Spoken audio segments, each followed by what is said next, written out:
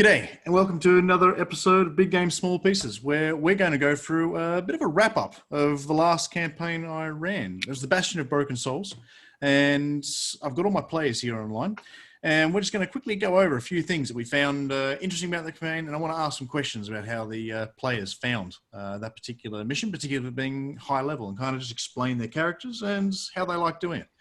So I'll kick off with Mitch. Mitch, would you like to tell us about your character? Yeah.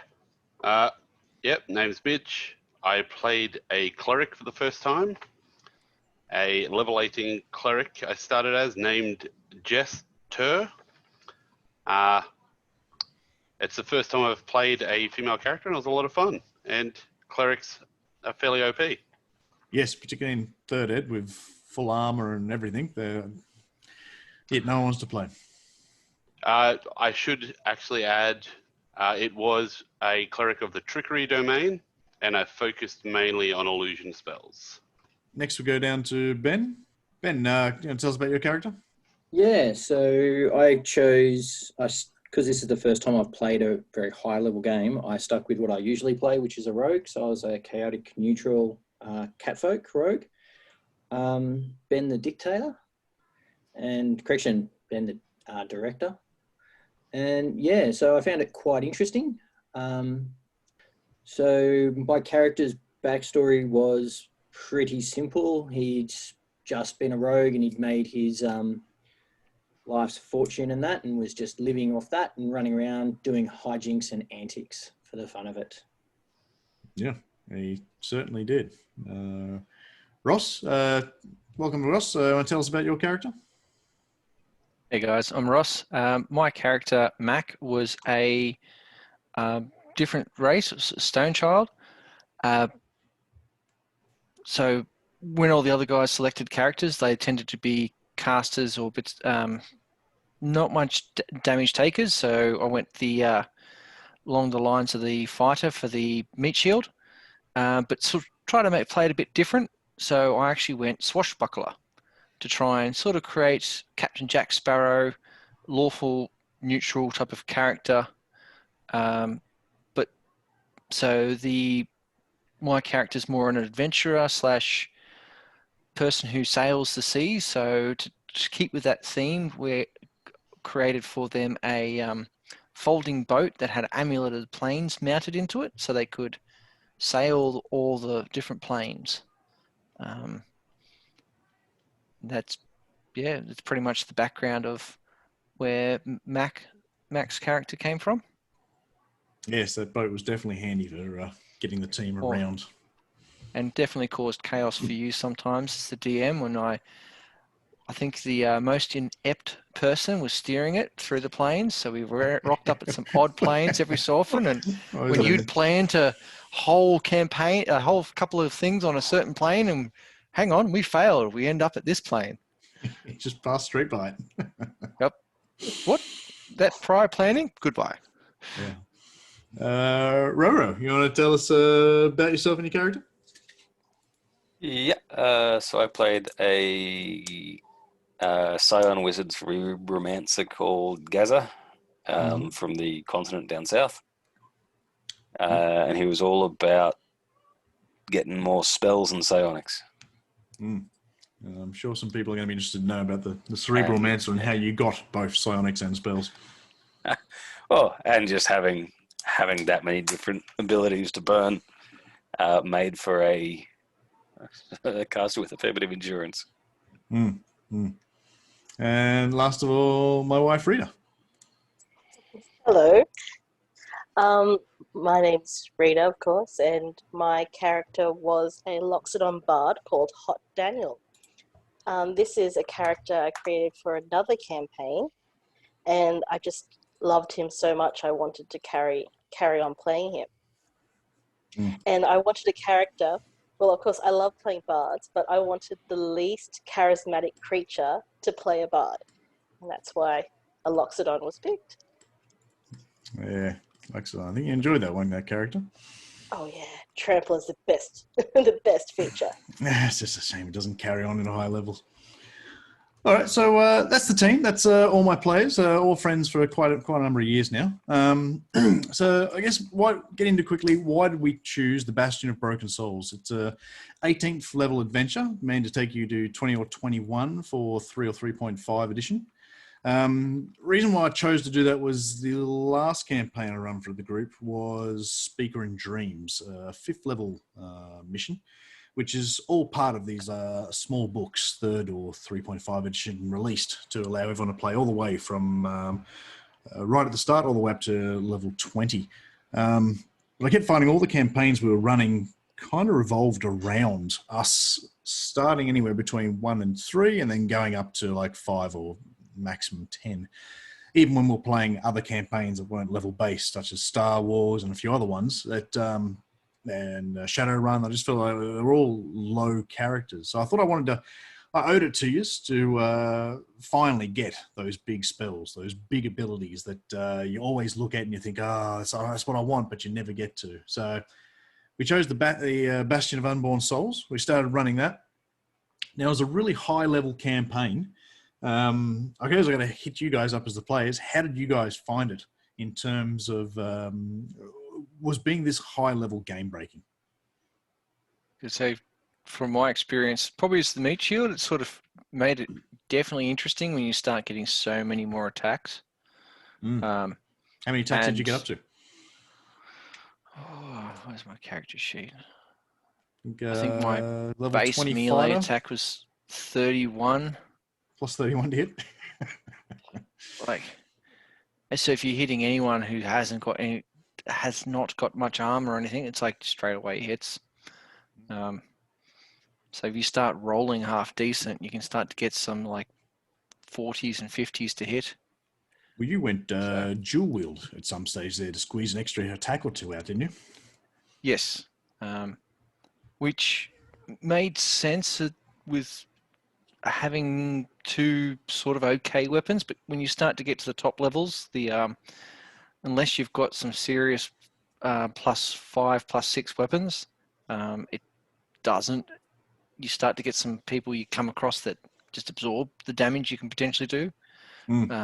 So that was probably a lesson learned of next time, of actually, instead of having multiple weapons of +2, +4, more probably just getting one decent weapon of a +5. Yeah. A lot of enemies had damage reduction, or some enemies had damage reduction. If you didn't have a +4 or +5 weapon, you immediately had 10 or up to 20 points taken off. So definitely that's when I guess switching out the dual wield and just focusing back on the single weapon could have been an option. But yeah, so many attacks. How did you find managing so many attacks? Did it slow the game down for you? Was it too many attacks? Well, I ended up setting up a spreadsheet, so I just hit re-roll every time and just re-rolled all my numbers. And it's like, I did this, this, and this. Otherwise, yes, you would have dice everywhere, and you're trying to figure out what dice mean what. But another really cool one was the cloak of displacement that saved my bacon so many times as a meat shield. Of whoops, those things didn't hit. Yeah. And especially when you start to get up to some of the higher creatures, when they're attacking you with some phenomenal damage. Anyone else find this high level it was just too game breaking to play a character this high? No, I found it pretty good. I mean, I re-rolled, pre-rolled all the attacks and spells and spell resistance checks and everything just to keep the speed going. But I suppose I found it good being able to use so many different utility sort of abilities to, I suppose, solve problems a little differently rather than just, fireball, hit it, another fireball. Well, mage types are one of your preferred. I know that. So how was it good to finally be able to cast all those big spells and not just like once, like a couple times a day? Yeah, it was pretty good. Well, especially having the psionics as well. Probably had a little too many spells. Had to rest very infrequently. Yeah, it was only once or twice you needed it in the whole campaign. Ben, how did you find it for playing a rogue at such a high level compared to your normal lower to mid levels? Yeah, well, my usual gameplay style is just get in there, have fun, do crazy stuff. Mhm. So I've never really focused on the finer points of being in the whole being a rogue and stuff like that. So I found it a bit challenging, and I basically trying to keep my player as simplistic as possible. But Yep. it's something that's encouraged me in my next things to change my character class up and try some different things, because I got to see a lot more of what the other class types can actually do and achieve, as opposed to just being the guy that runs around and stabs people in the back. And when you're good at something, you're good at something. But yeah, it was good to see your character still doing normal hijinks, but riding things particular. True. Anyone else have any issues with being such a high level that it felt like the game shouldn't have been this high, or it was too hard to imagine and keep the story going? I have one thing. I was just really annoyed that none of the magical items we bought was worth using. Mm-hmm. Like, I really, really wanted to use the decanter of endless water. I really wanted to have like a fire hose situation and Yep. like knock some people down with it. And it really doesn't pack a punch for such high level baddies.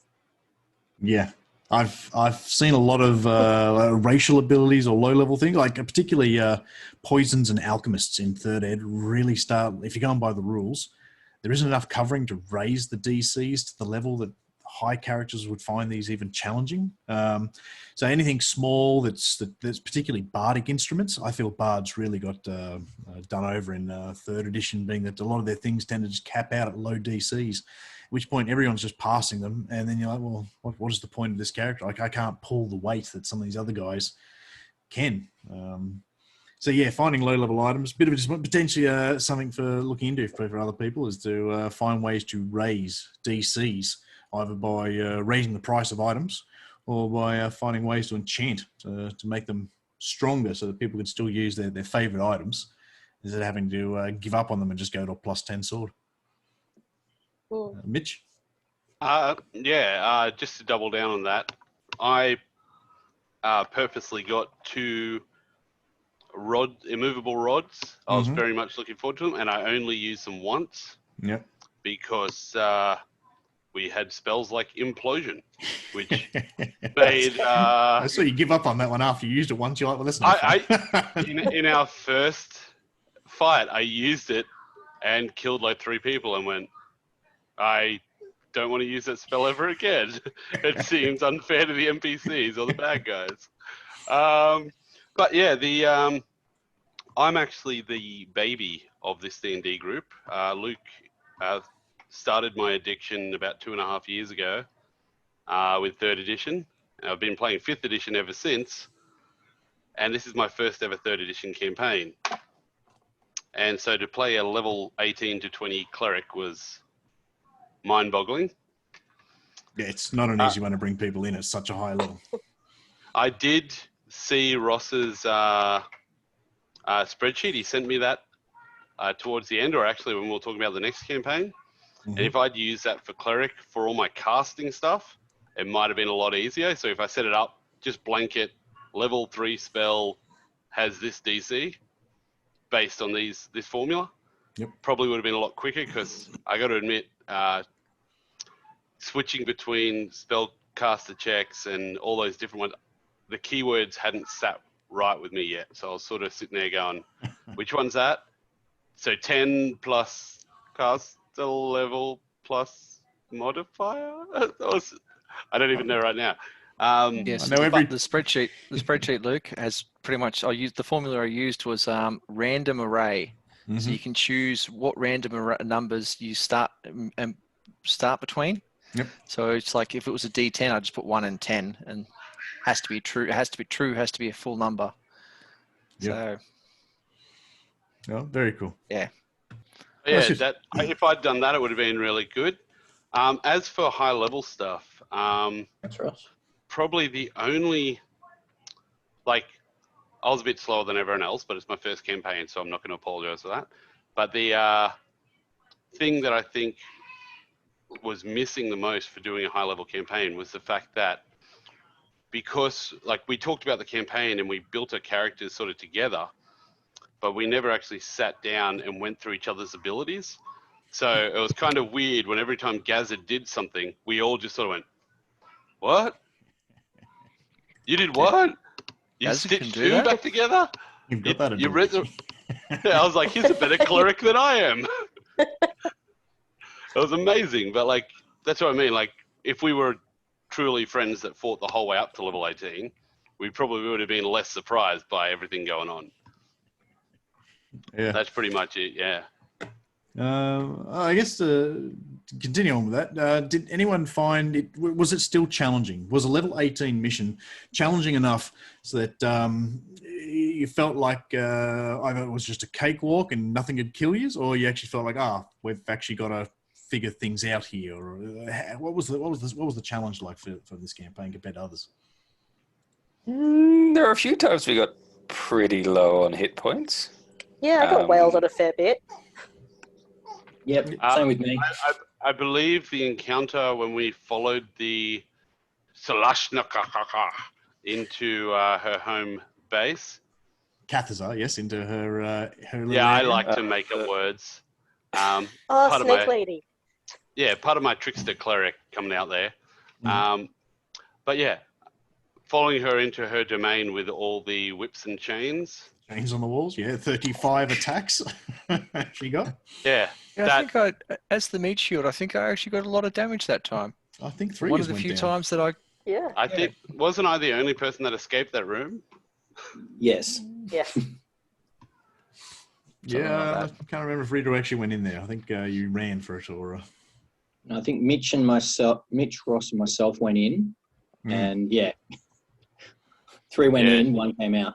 She teleported back in and destroyed everyone. I was on like 112 hit points after that, and Dimension Doored out, healed up with Rita, and then banished her as she came chasing banished Orpheus, her if I remember correctly. using 72 illusions to buff my DC. Every time you told me your DCs, I was like, are you sure you've worked that out correctly? That's a huge DC. That's fun. Well, that one was very cleverly crafted, I believe. I believe that was the DM in me coming out using the rules. But I would like to say that I had Ross look over my sheet, and Ross 100% guarantees the validity and the numbers that were. He also watched every roll I did. totally from a different house. Had a private link going between the two of you. You know about that? Just cover for me. No way. Sorry, so there were some parts that were still challenging. I know at the start of it, a lot of it were like you've got to go fetch information, and part of the information's in a weird place. So a lot of the first part of that mission was traveling around, in which case the module suggests taking characters back to places that they'd used and visited previously in the missions they took to get there. Well, you guys hadn't done that, so I just picked a few classics that I could think of to force you guys that made sense, but also allowed you to go somewhere interesting that I could show you guys. I will say with the high level thing, when it happened, I was super confused / upset sort of thing when I was scrying on Ashardalon right at the start. Yep. And nothing came up, and I was like, oh, that's just DM stuff. Like, I feel like I've been cheated. But then as the story came out, it made a lot of sense why I couldn't find him through a scry. Like, that made a lot of sense. Can't remember if I told you it was all you see is white, because he was stuck in the Bastion and you had no protection from elements. So when you were viewing him, you were just getting white. I think the exact wording was, you don't know what you're seeing. But it made a lot of sense, because if the gods are giving me the vision and I can't know about the Bastion and that's where he is. Yes. Yeah. So that, like, as soon as the story sort of unfolded, I really liked that. But at the start, because I finally had these level 18 powers, I was like, Why I don't they used work? my power to scry. You see nothing. Boo. Yeah. Yeah. But did you guys still feel like you've had enough freedom in the game? I assume your powers pretty much gave you enough freedoms, but was there enough freedom in the game that you guys naturally progressed along this way, or was I railroading you the whole time? Definitely with the Boat of the Plains, you were definitely not railroading us. Yeah. The amount of times it sort of like it took a severe turn in a different direction. Mhm. Nah, it was good. I thoroughly enjoyed the interaction with Garl Glittergold. That was the highlight for me. Like, Yep, going in to my Tokyo. mind, yeah, that I believe that was just pretty much out of nowhere. Yep. And I was like, hey guys, let's go see my god. And just let's pranks do that ensued. at this level. And it was cool. And like that was, yeah, that's freedom. With the freedom to go visit your patron, that is, I've never heard of that kind of freedom. So that's cool. Rowan, how did you find that one? Yeah, I don't think we're really railroaded. I mean, we're all pretty much keen to see where the story went, so we followed it along. But I mean, at any point we could have gone literally anywhere, and we harassed the hell out of that poor monk. I want to know more about Thaddeus. I want to follow the story of Thaddeus the monk, who gets tortured by high-level heroes. That seems like I want to do a campaign that's based around Thaddeus's adventures after our tauntings. Yep. All the psychological help he has to have afterwards. All the counselling. Yeah. He has a list. Briefly a rhino. It was like a dream. He was a dream Triceratops for a short period of time there. Okay, well, moving on, we've talked about third ed and some of its mechanics and things like that. Is anyone else got anything to say they'd like to go on the record for, or just mention that they found interesting or challenging or just weird about third ed's rules, particularly for high-level campaigns?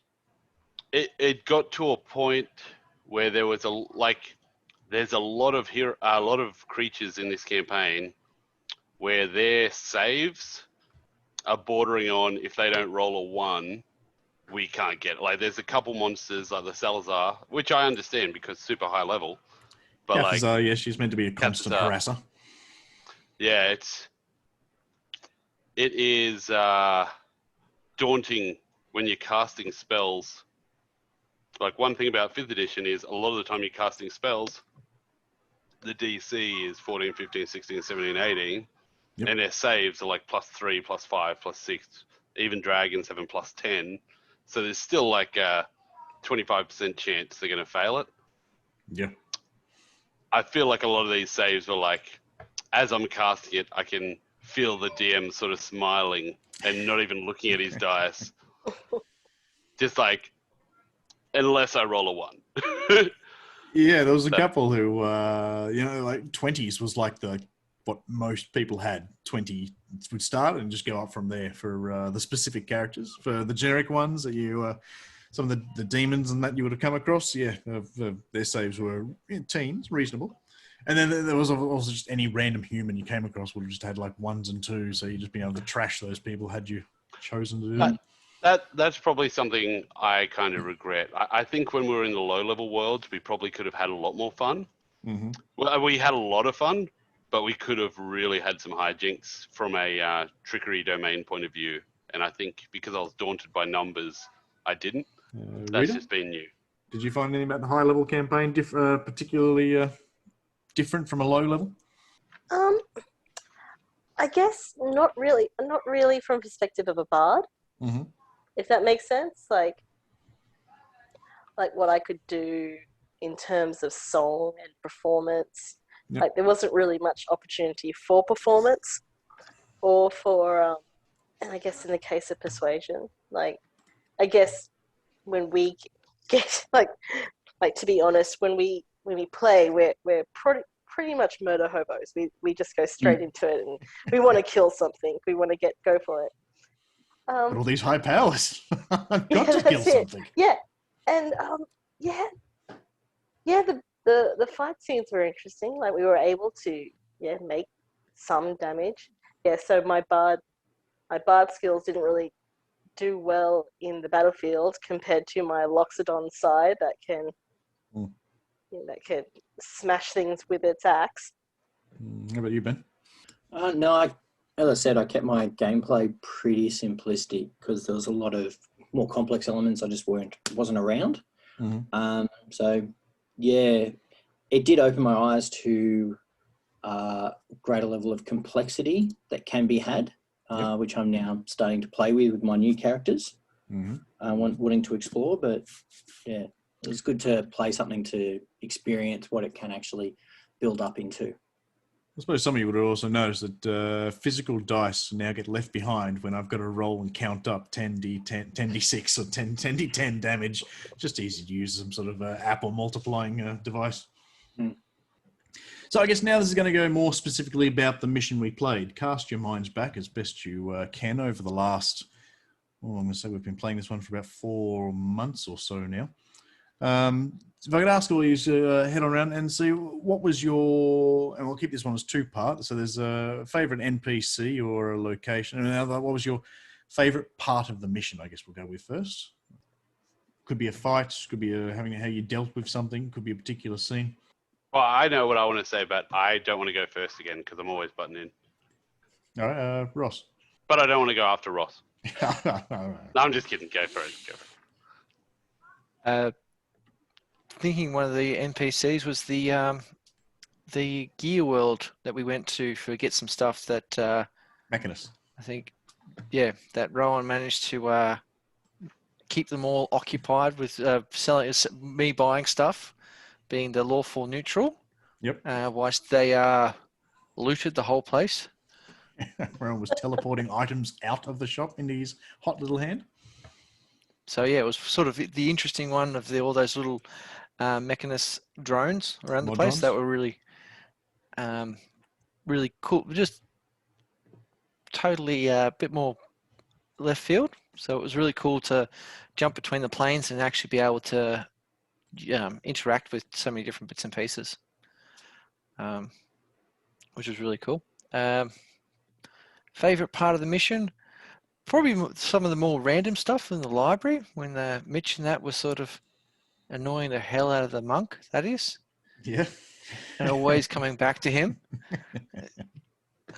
So that was probably some of the more amusing parts. So, but it's one of the... After looking into Mechanus and reading up on it, I myself have decided I'm going to put modrons in every game I play because that's what they do. They travel the planes and they measure and record things, and no one knows exactly what they're doing. So, of course, people are going to constantly keep coming across these things. And they're just going to be sitting there counting drips off a stalagmite or a stalactite. They're going to be they're going to be looking at rain and just measuring the gaps. That's what they're going to be doing. Just there watching trees grow, literally, and counting. So I'm going to be bringing a bit more of that into my common campaigns with these things, are just from the planes, just through the experience I've got from this one. Well, Mitch doesn't want to go after Ross. Rowan? I suppose one of my favourite parts was also getting a prize put on my head in Mechanus. Nice. And the subsequently being pursued through the plains by one of the higher level modrons. Yes, the bounty hunter was out looking for you. Yes, and managing to eventually escape, but I really enjoyed that, and Thaddeus as well. Just having that, I suppose, running gag. Yep. Might just have to... then I suppose most of the other NPCs we kind of went murder hobo, so it was a bit of that. We didn't really get to know them. Yeah, well, a lot of that can become complicated to run. Nurn was there, but the problem is you guys were just handling things so well from the start that it's hard to make him useful in combat without you guys were already doing so much and trying to find things still to be a challenge for you. And then particularly once you got Desayeus on your team, I barely used any of his abilities. It was just, I all come to hit things because the rest of the stuff he can do is too powerful. There's no challenges whatsoever here. Rita? Well, it's great you brought up Desayeus because Titan thighs. Your favorite? Yes. Original name for Desayeus through the campaign was Titan Thighs, and the song she sang were an ode to these Titan thighs. It was mostly because of Loxodon. It only went up to his thighs, and it's just like that's all he sees. Yeah. So the song, and I guess it's just again the hijinks that we got up to. The flesh wall. Flesh wall? The flesh wall and the flesh tunnel. Oh my god. Yeah, the stone to flesh spell, which makes a 10-foot cube or some such of flesh.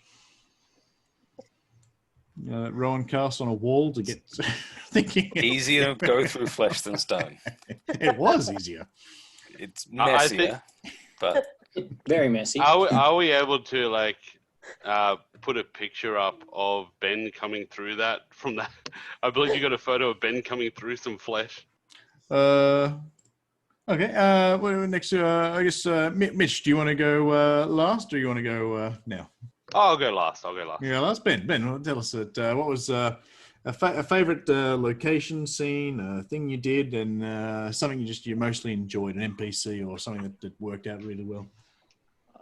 I enjoyed a lot of the hijinks I did because that's why I do that kind of stuff. But I think what I enjoyed the most was the final battle sequence where we were running through everything, and we sort of it seemed that we gelled a lot better in regards to how we did our combat and understanding what we did. So we a better appreciation of how to use our skill set, how to use our powers, and how to complement other people's.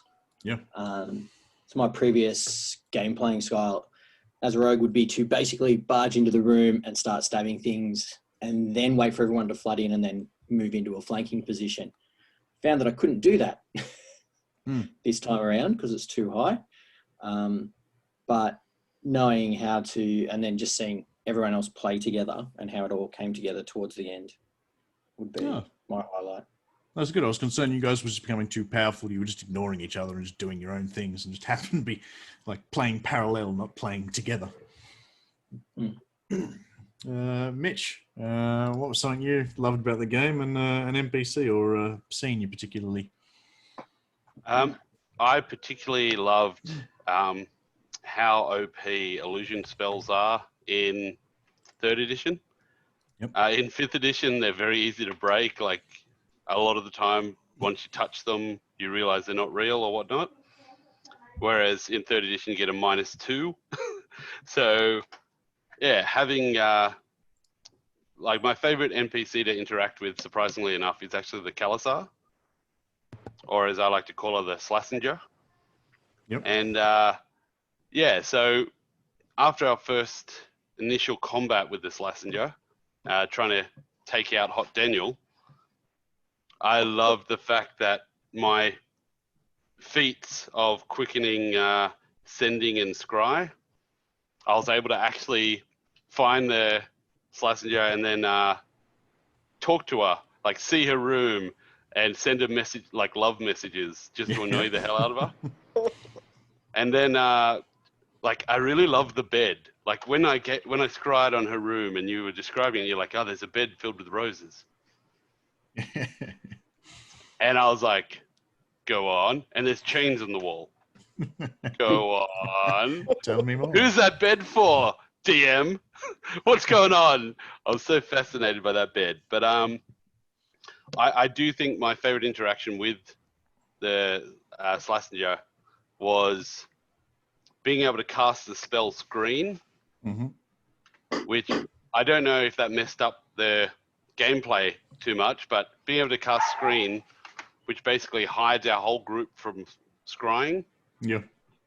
And making it so whenever anyone tries to picture Hot Daniel or where we are, they just see a war room of us pointing at like the vital points of the Cathezar and saying, oh yes, yes. Yeah.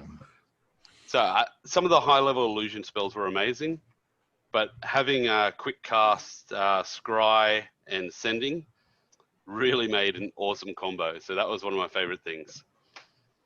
Nice. Because you could harass people from anywhere on the plains. Nice.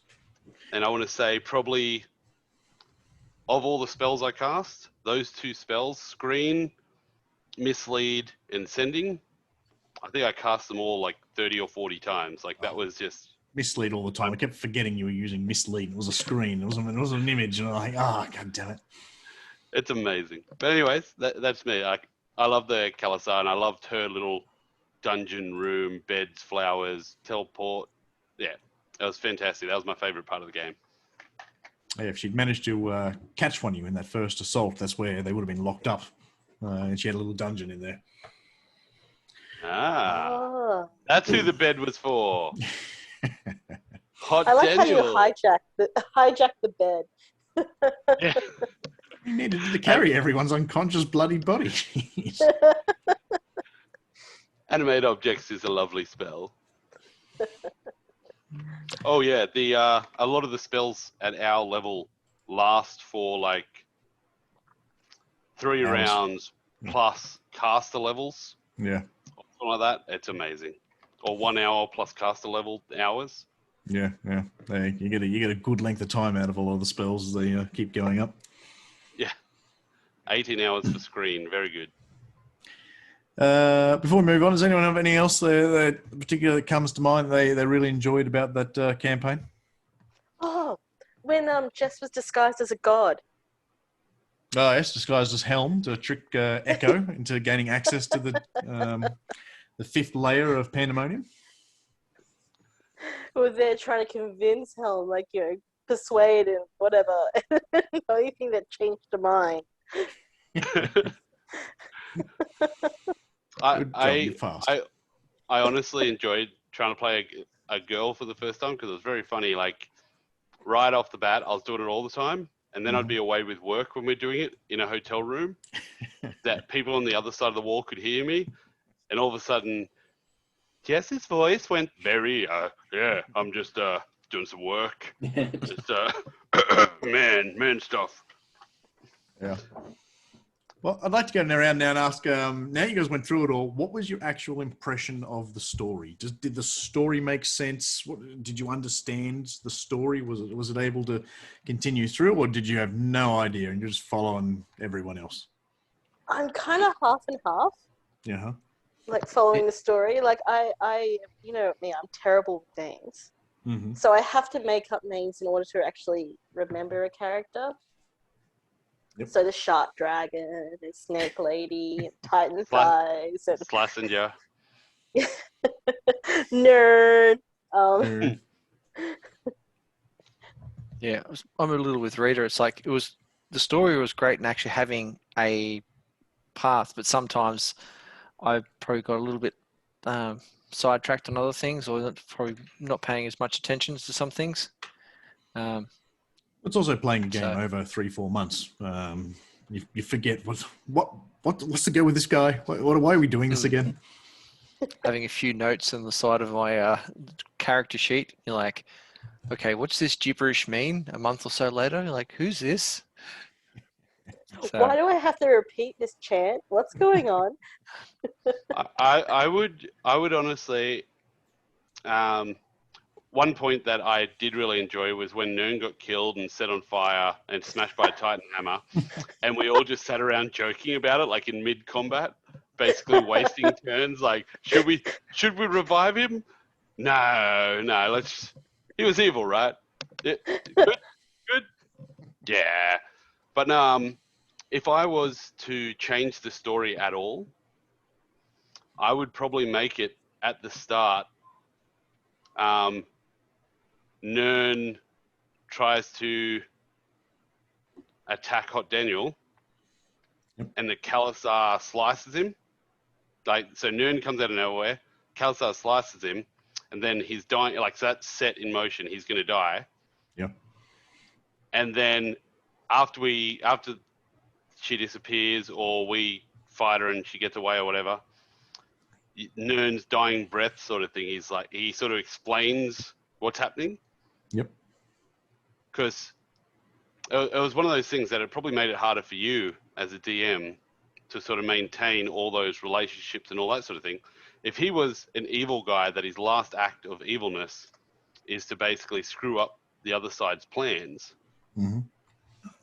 that would have provided us a clear, like instead of trying to keep his thing a mystery, if we knew straight off the bat, hey, you need to go here and find out this to take on that person in this way. Like this stuff he sort of told us at the start. Yeah. It may have led to us not being, because it was just that other side of the head often led to a bit of confusion over who we're actually talking about. Yeah, But the two heads of the Demogorgon. Yeah, so the chaotic head of the Demogorgon, the Cathezar, that whole side 100% understood the storyline.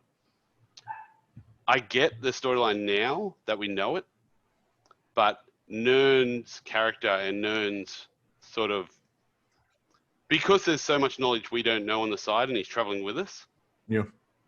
he just sort of fades into the background.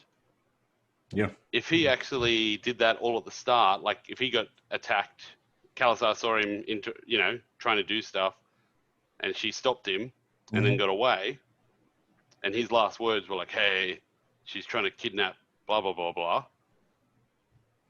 It may have provided us with all the information we needed to go on this quest. Yeah. But Nurn might have been, that's just something I'm saying, like. Yeah, I get it. Yeah. Like, I think Nurn, if it was only a couple of us, Nurn would have been amazing, but the fact there was 6 of us probably made it very hard for you to try and squeeze Nurn in. Oh, when there's 6 bad guys as well. Yeah. Yeah. Forgetting That's him. what I mean, yeah. How'd you go, Ro? How'd you go with the story? Yeah. Yes. No, the story was good. It's kind of a bit hard to figure out what was happening at first. But, I mean, that was the first part of the mission, was to figure out what's happening, which is why we, mucked around in Candlekeep. We met Thaddeus. It was fate. Yeah, and it kind of all slowly came out. I mean, we had a fairly good reason to chase the Cathezar from the start, because she kept trying to kill us. That's generally good. Yeah, and Nurn seemed like a handy sacrificial guy to have around just in case. Could have been more handy, but you guys were quite competent. How about you, Ben? How'd you go with the story? Pretty similar to Rita. It was a fair bit of information that I'm just used to following along, but got into it and enjoyed the storyline and that, and just, yeah. I suppose one last bit on there on the story was how did you feel your character? So we've talked about how you understood it, but how did you feel your character tied in? I know we talked about the start there, and it has been brought up in that mission previously, like what's Nurn doing here, and why do we now think we're fighting the Demon Prince and going up against the Demogorgon? But no, the Demogorgon has nothing to do with this campaign. It's just a story Kickstarter, and yeah, it can set people up down the whole wrong path, and they end up going down the abyss trying to chase down the Demogorgon instead of off to the positive energy plane.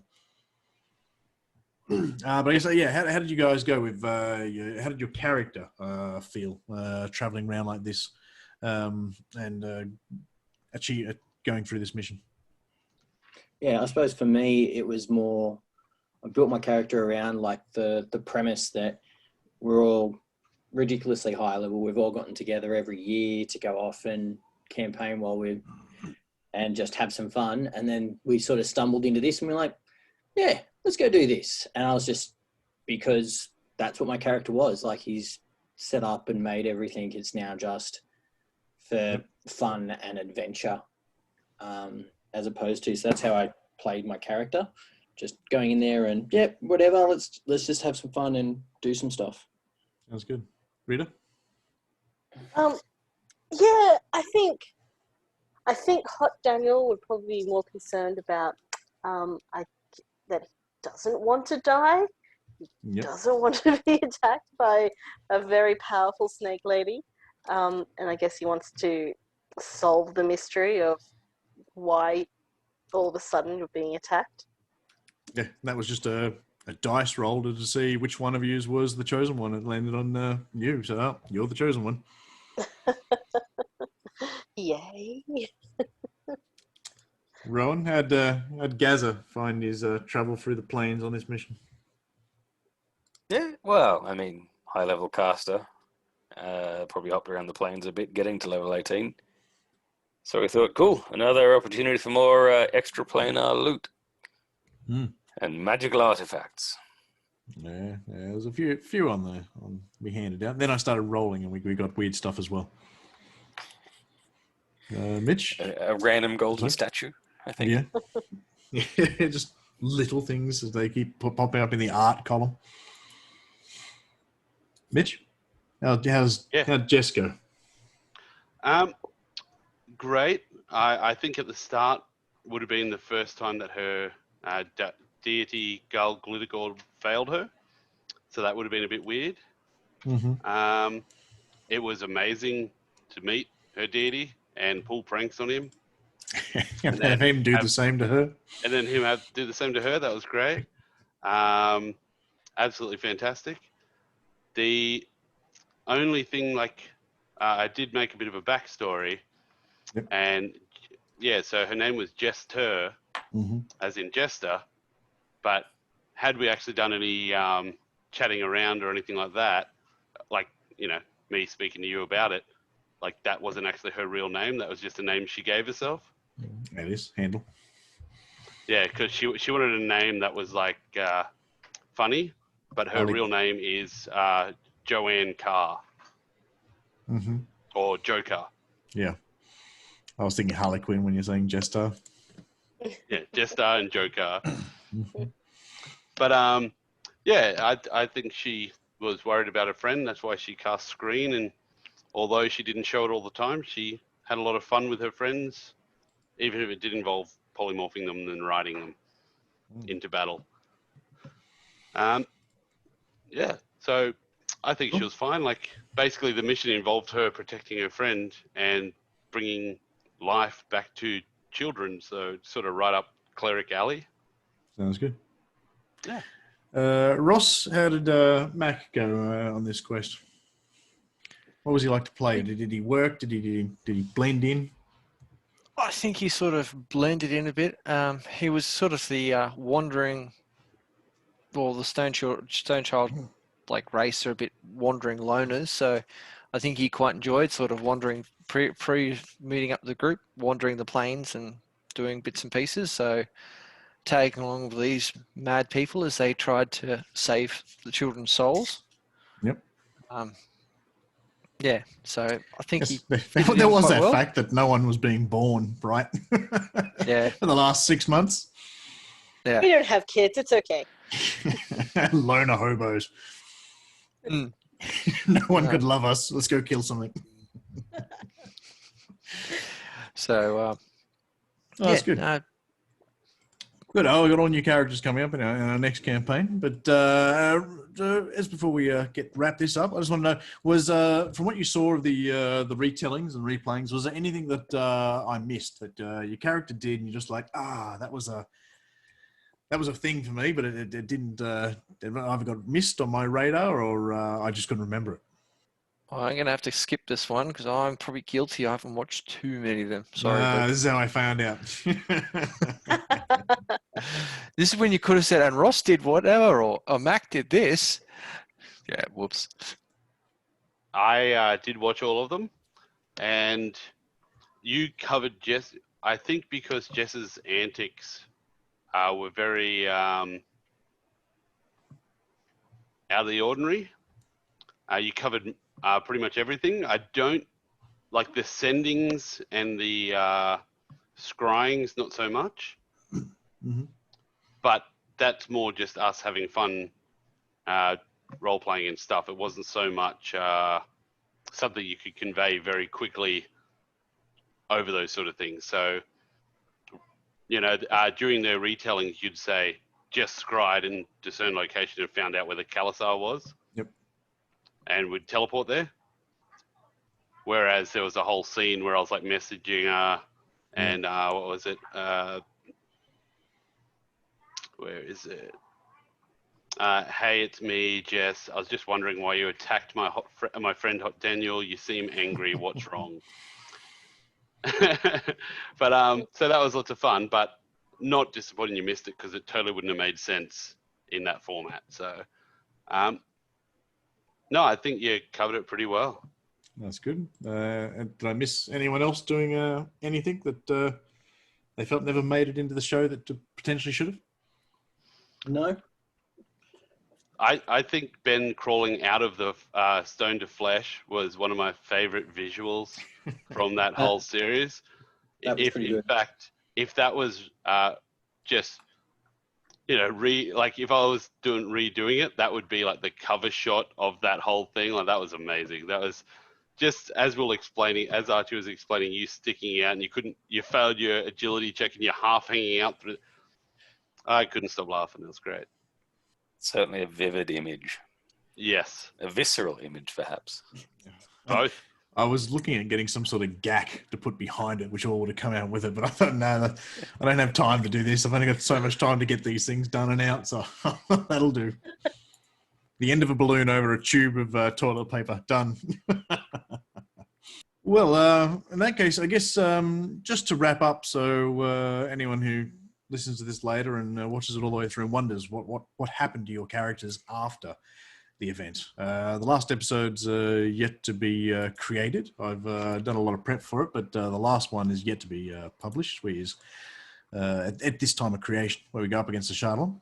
But what did your character do after? Once this is done, we had a quick talk about it previously, but I just want you guys getting your couple moments just to let everyone know in your mind what happens next. Well, Gazza continued traveling the plains with the 3/4 of a soul Desayeus to tag along with a wannabe god and steal some stuff. Yep, I joined in too. Followed my Titan thighs. Yep. So helping Desayeus find the last third of his soul totem. Mitch, what did Jess go? Yeah, Jess definitely would have attempted to create a 2D reality in which she could hang with Garl Glittergold. Very similar to the first land we were in. I'm looking for the town place. Yizgard or Yizgard, where basically a 2D reality where they could play spy versus spy and play pranks on each other to the death each day, and then restart every morning. Yeah, potentially an avatar of Garl could have joined. Yeah, 100%. And can I add something in from before? Yeah, of course. If I was going to redo this campaign, I'd want to stay in Yizgard for a couple sessions, or doing stuff for a couple sessions before the Cathezar came, just to sort of really enjoy the whole ability to die. Because I was like, what if I cast Implosion on Ben? For those who made the session zeros, we did test where the group fought against a Behir, Beholder, a couple of things. So there was a bit of that for game testing to see if you guys had created and we could figure out some problems for those who joined. No, I was there for those, but I just mean more tavern antics, more explodey antics. Like, nice. It's the drinking game. The drinking game. Accidental pub fights. We challenge someone to their drinking prowess and then take on the rest of the bar with the knuckles or something. Ross, what happened to Mack? Last I remember is Mack decided to leave the group and sort of get back to his wandering ways with his boat of the plains. Yep. Potentially occasionally meeting up with, when he gets bored for shits and giggles, meeting up with smaller level groups, doing a little adventure and sort of going along as a smaller character, like trying to play himself down a little bit just for shits and giggles to see what they get up to. Nice. But occasionally catching back up with the rest of the guys at Yizgard and feasting. Yep, once a year, as you had been doing for the last couple of years. That leaves... sorry, Garrus? Yeah, just pretty much playing the... not hidden character, but the one that doesn't show what level they are and just sort of like tags along with a group when they think they know what they're doing and they think they're king... they are good, and then tag along going, oh, so you can do that, can you? Just hanging around the low-level parties, just pranking on them. That leaves Ben. What was happening to Ben after the campaign finished? Traveling and hijinks, basically, just looking for adventures and having fun, and just situation normal. Yeah, don't have too many things limiting yourself anymore. Yeah. Come to the prank plane. Come to the prank plane. Scion probably could have opened up a demi-plane for you. Oh yeah, my home plane. It's 2D. Well, does anyone have anything else to add before we wrap this thing up in regards to the character, high-level campaigns, the mission we played, or anything else? More. Thank you for being a great DM that lets us get up to hijinks. Yes. Yes, thank you so much. Thanks very much for running it all, Luke. Also, was Thaddeus in the book? No, Thaddeus just... Does it annoy you that the NPC that we all bonded to the most was a random monk who you randomly let us break into his room and sleep on his bed? Compared to Nurn, the one you're meant to love and work with? The one that the book gave you? No, that's pretty standard. No matter what you do to make people latch onto something, they'll always find little snippety down at the bar.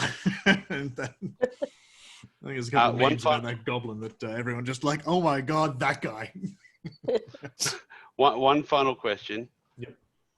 Would it be possible for me to pull Thaddeus into this plane to prank him every day for the rest of his life, which will be eternal? Break you. Until he becomes a high enough level monk that he can shake that stuff off? Yeah. I was going to say, his body is eternal. The mind may not last that long. All right, well, that's cool. Does anyone have anything else they want to say, throw anything out to, or I can chuck a link down the bottom. Anything you want to publicise before we wrap this thing up? Nope. It's a good game. Very much enjoyed. Yes. Thanks, Luke. That was awesome. No worries. All right, well, with that, I'd like to thank everyone for playing the game and playing along with us. I do enjoy hanging out and having these fun little adventure stories with all my good mates. I would like to say the next one that I've been preparing for will be the Baldur's Gate Descent into Avernus. Well, we'll start that one in our time, probably 1 to 2 months.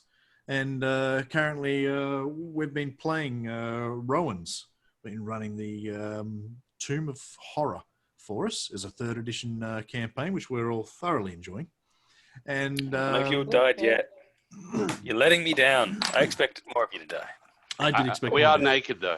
You are naked. That's right. Covered in mud and slime. Yes, our characters are currently naked at this point in time in that mission. And big thank you for Mitch, who's just kicking off. He's our next campaign. A bit of a world he's made himself, and we're going to enjoy playing that and bring some more friends in. Can't wait.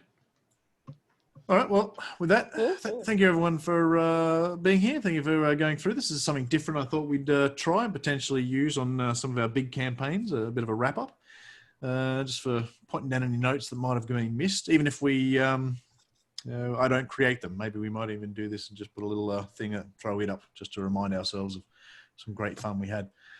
Thank you all, and I'll see you next time at the table. Thanks, Luke. Thanks very much, Luke. Thank you. Okay, thanks. Bye. Bye. Bye.